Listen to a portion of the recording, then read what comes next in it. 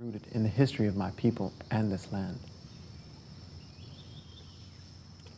I want to tell a story of Liberia. Will you listen for a while?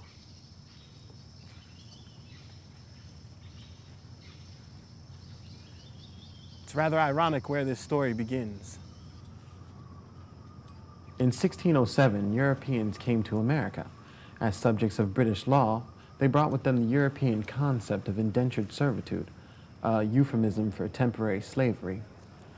Anyway, these indentured servants were white people who had their passage paid in exchange for 7 years of servitude. After that, they were set free and given a plot of land, money, and seeds to begin a life of their own. It wasn't until 1619 that the first Africans arrived in America when a Dutch ship docked in Jamestown, Virginia. The Africans, who were actually the ship's cargo, were traded for food and placed under the same stipulations as other indentured servants, that they would gain their freedom in 7 years. However, continually buying and trading African slaves was expensive and cut into profits from the tobacco crop.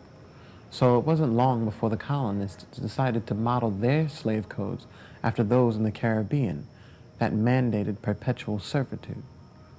Not only were the Africans slaves for their entire lives, but so were their children and every generation born thereafter. Some people focus on slavery as if it first began at that time and in America. In reality, slavery has been part of many cultures and places, including African custom, for as long as anyone can remember.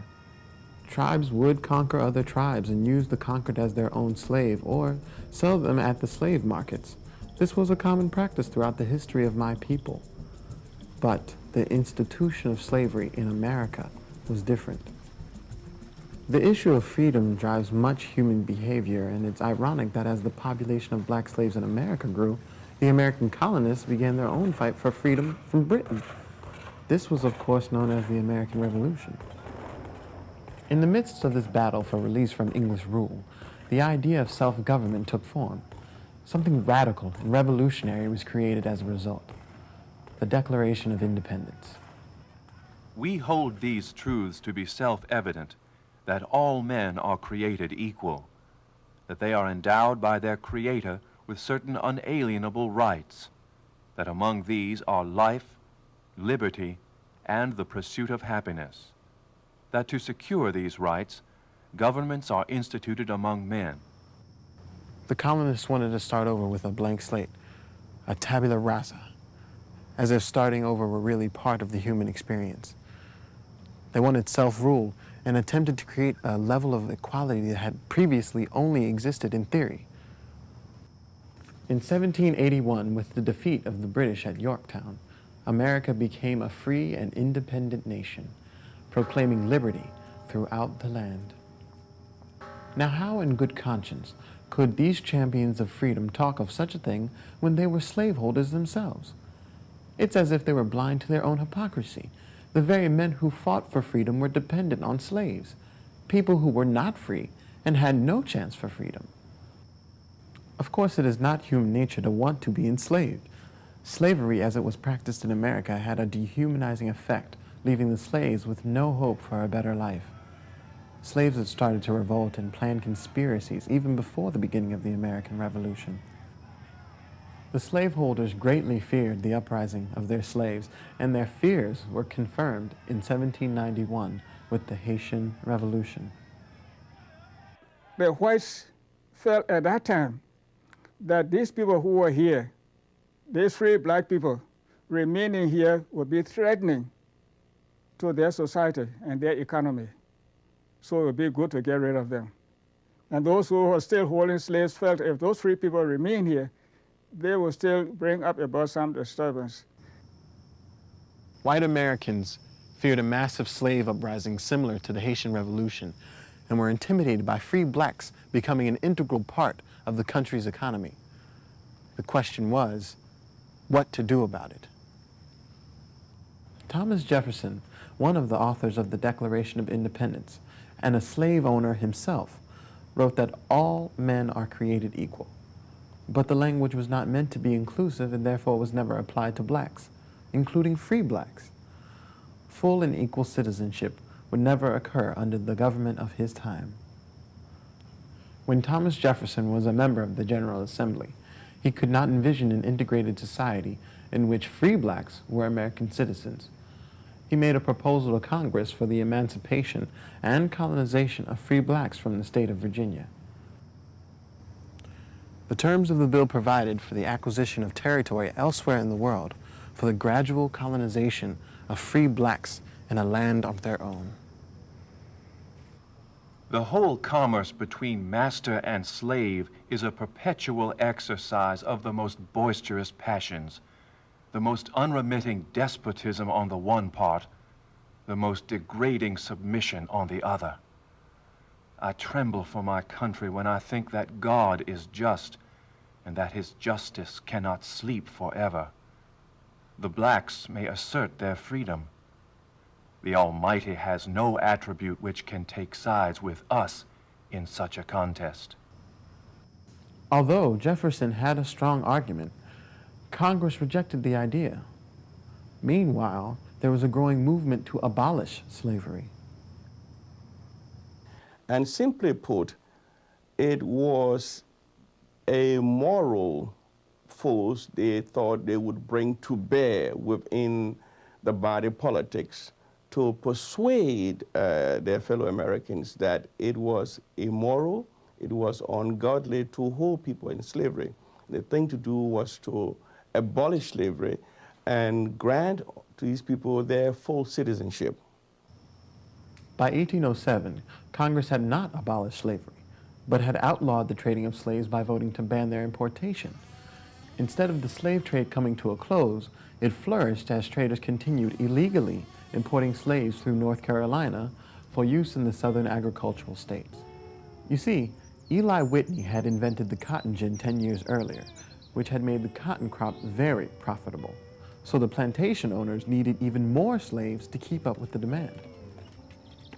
Despite the increase in demand for slaves, the idea of colonization had not died. Jefferson, now president, contacted the British to secure their consent to send free blacks from America to Sierra Leone, the country established by the British for the repatriation of their freed slaves. Again, he was denied. It was a wealthy free black shipping merchant by the name of Paul Coffey, a strong proponent of colonization, who secured the immigration of free blacks to that West African country. In 1811, he sailed to Sierra Leone and founded the Friendly Society of Sierra Leone for the purpose of sending free blacks to that country. The War of 1812 further deferred the colonization of free blacks, but Paul Coffey would not let the dream die. In 1815, he transported 38 free blacks from Massachusetts to Sierra Leone at his own expense, a sum of $4,000. To some of us, that's a lot of money even now. So imagine the significance of his investment then. In 1817, Paul Coffey died before his dream was fully realized. But his success was a turning point in efforts for colonization. Another strong proponent of the cause, Reverend Robert Finley, saw colonization as an opportunity for charitable work, a chance to bring Christianity to Africa. In time, the former slaves who went to Africa would carry out this mission. The thinking of that period among Westerners, which they were, clearly was no different from that of other white Americans. So part of their mission for going to Africa was, of course, to Christianize and civilize the savage Africans. Many free blacks, devout Christians, wanted to return to the homeland of their forefathers, but they were unable to solicit support on their own behalf because they couldn't vote and had little chance for political or educational opportunities. They were less than whites, in a sense non-citizens in this white elitist society, despite the fact that they were theoretically free.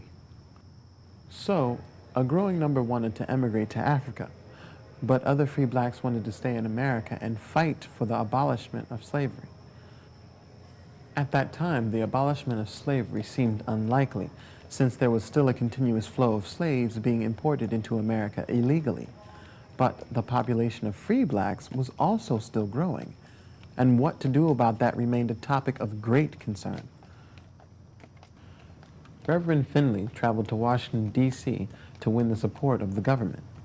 While there, he won the support of his brother-in-law, Elias Caldwell, clerk of the Supreme Court, and his friend, Francis Scott Key. Together, the three canvassed citizens, churches, and other organizations to gain support for their plan.